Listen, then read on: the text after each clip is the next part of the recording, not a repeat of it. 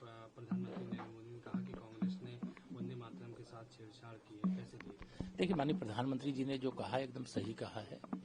वंदे मातरम की 150वीं वर्षगांठ के अवसर पर देश उस वंदे मातरम को गा रहा है जिस वंदे मातरम का गान करने के कारण से इस देश को छोड़ करके अंग्रेजों को भी जाना पड़ा और मुस्लिम तुष्टीकरण की राजनीति के कारण आजादी के पहले कांग्रेस ने वंदे मातरम के टुकड़े किए, देश के टुकड़े किए।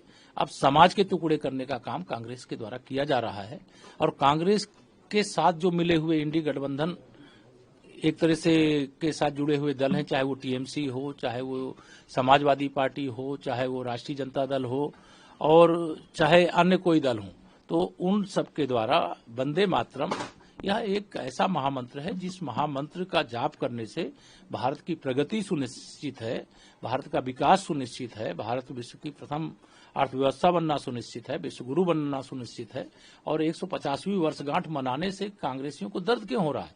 और जहां तक अखिलेश यादव की बात है, तो अखिलेश यादव से मेरा सवाल ये है कि श्री अखिलेश यादव जी, आप कहते हो भारतीय जनता पार्टी के द्वारा ये वंदे मातरम के 150 वर्ष के विषय को गलत तरीके से प्रस्तुत किया जा रहा है। मैं ये आपसे पूछना चाहता हूं कि आप ये बताओ, आपने मुस्लिम तुष्टीकरण की राजनीति करने के लिए आतंकवादियों के ऊपर जो मुकदमे लगे थे, वह जब मुख्यमंत्री थे आपने वापस लिया कि नहीं लिया? आपकी जब सरकार थी, समाजवादी पार्टी के निहत्थे राम भक्तों पर गोली चलाने का काम किया कि नहीं किया? मुस्लिम तुष्टीकरण आप करते हो, समाज को बांटने का काम आप करते हो, समाज को जोड़ने का काम भारतीय जनता पार्टी करती। माननीय प्रधानमंत्री मोदी जी के नेतृत्व में, आदरणीय मुख्यमंत्री योगी जी के नेतृत्व में डबल इंजन की सरकार डबल रफ्तार से देश को हर क्षेत्र में आगे बढ़ा रही है। तो प्रियंका गांधी कह रही हैं कि बंगाल चुनाव आ रहा है, इसलिए ऐसा हो रहा है, बेरोजगारी पर चर्चा होनी चाहिए थी, महिलाओं के इनके इसी प्रकार के बयान की सजा कांग्रेस को लगातार मिल रही है। दुर्दशा हो गई कांग्रेस की, अभी भी इनका दिमाग ठीक नहीं हुआ। 150 वर्ष वंदे मातरम गान के पूरे हुए हैं। बंगाल का चुनाव तो 2026 में है, 2025 में ये सदन के अंदर चर्चा हो रही है। उस पर सवाल उठाना कांग्रेस की ओछी मानसिकता का परिचायक है। और जब वंदे मातरम को लेकर के सदन में चर्चा हो रही थी तो नेता विपक्ष श्री राहुल गांधी गायब थे। क्यों गायब थे भाई? वंदे मातरम से आपको प्यार नहीं है? वंदे मातरम ये भाजपा का विषय नहीं है, ये भारत का विषय है। वंदे मातरम भारत की आत्मा है, भारत के लोगों का भाव है। वंदे मातरम माने भारत माता की जय है। अखिलेश यादव का सर आपने जिक्र किया, उन्होंने कहा कि ये लोग राजनीति के लिए इसका प्रयोग कर रहे हैं और राष्ट्रवादी पार्टी नहीं, राष्ट्रवादी पार्टी। देखिए, वो समाजवादी पार्टी नहीं, वो नमाजवादी पार्टी है। मैं इसीलिए उसको कहता हूं क्योंकि समाजवादी पार्टी का आचरण ही सदा से हिंदू विरोधी और भारत विरोधी ताकतों के साथ रहा है।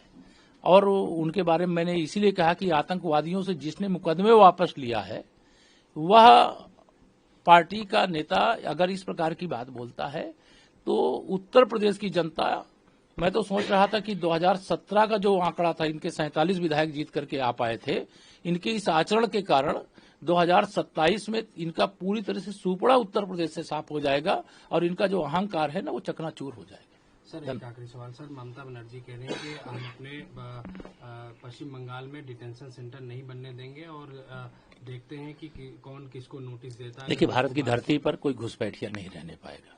भारत के लोगों का है, ये किसी विदेशी घुसपैठी के लिए कोई धर्मशाला नहीं है। ममता बनर्जी जी जो भी कह रही हैं, 2026 के विधानसभा चुनाव परिणाम आने का इंतजार कीजिए, वहां भी भारतीय जनता पार्टी की सरकार बनने वाली है। जो घुसपैठिया होगा वो पश्चिम बंगाल हो या देश का कोई भी राज्य हो, खोज करके निकाला जाएगा। जिस देश से आए उस देश में उनको वापस भेजा जाएगा। इस देश के सारे संसाधनों पर पहला हक भारतवासियों का है, किसी घुसपैठी का नहीं है।